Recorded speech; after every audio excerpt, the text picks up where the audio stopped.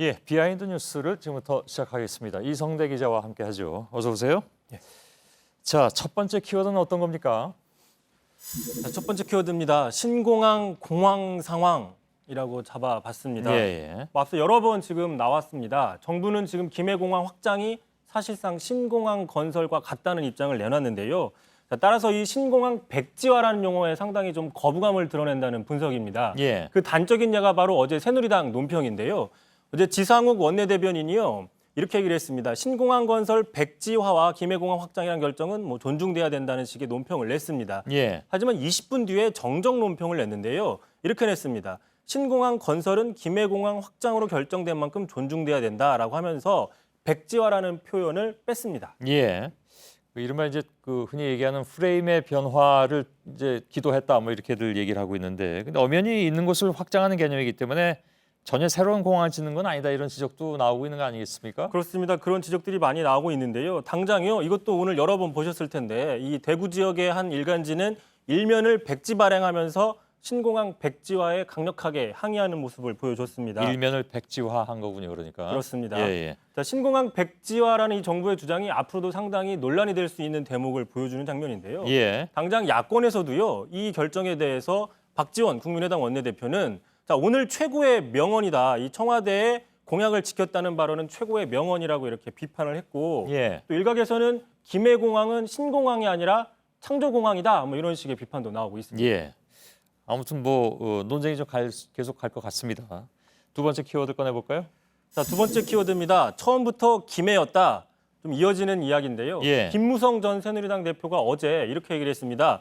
자, 나는 원래 오래전부터 김해공항이 가장 최적의 방안이라고 줄곧 주장해왔다라고 이야기를 했습니다. 예. 자, 그거 봐라. 내 말이 맞지 않느냐라는 의미로 좀 해석이 되는데요. 예. 자, 그런데요. 지난 대선 당시에 부산에서 했던 유세 한번 들어보시죠.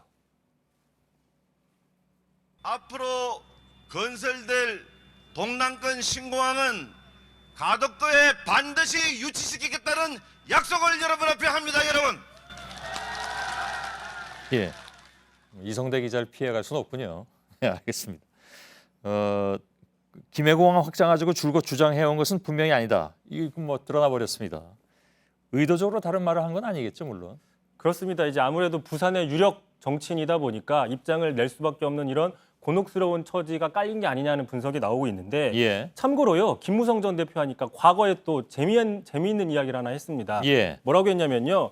자, 국민 여러분 내가 당선되면 이런 건 해주겠다라고 얘기를 해서 여기에 속아서 국민들이 표를 찍어주고 결국 대통령이 되고 국회의원에 당선됐다라고 발언을 했습니다. 예. 그러니까 당시에 저 발언 당시에 그 65세 이상 모든 노인에게 20만 원씩 지급하겠다는 대선 공약을 파기했다는 논란이 일대였는데요. 예. 자, 선거 공약은 믿을 게 못 된다는 식으로 해명을 하면서 이런 발언을 한 겁니다. 굉장히 그때 논란이 됐던 발언이기도 그렇습니다. 합니다. 오히려 그랬더니 그러면 박 대통령이 알면서도 거짓 공약을 한 게 아니냐라는 논란까지 키웠는데 예. 어쨌든 김무성 전 대표의 저 말은 이번 신공항 공약에도 해당될 수 있다는 지적 나오고 있습니다. 예. 자, 마지막 키워드 꺼내볼까요? 자, 분위기를 좀 바꿔봅니다. 마지막 키워드 퇴근 후에 카톡 그만이라고 정해봤습니다. 예. 모든 직장인들이 가장 기뻐할 비하인드 뉴스로 보이는데요. 예. 더불어민주당의 신경민 의원이 오늘 그 이른바 퇴근 후에 업무 카톡 지시 금지 법안을 발의했습니다. 예. 자, 사용자가요. 근로기준법에 정해진 근무 시간 이외에는 휴대전화나 문자메시지, 소셜네트워크, SNS 등으로 근무 지시를 하는 거는 이제 금지하겠다라는 저 조항을 신설하겠다는 겁니다. 예. 근데 자세히 보시면 저 세 가지 말고는요. 뭐 예를 들어 뭐 이메일로 지시라면 이 법에 해당이 안 되기 때문에 뭐 좋다 말았다는 얘기도 나오고 있습니다.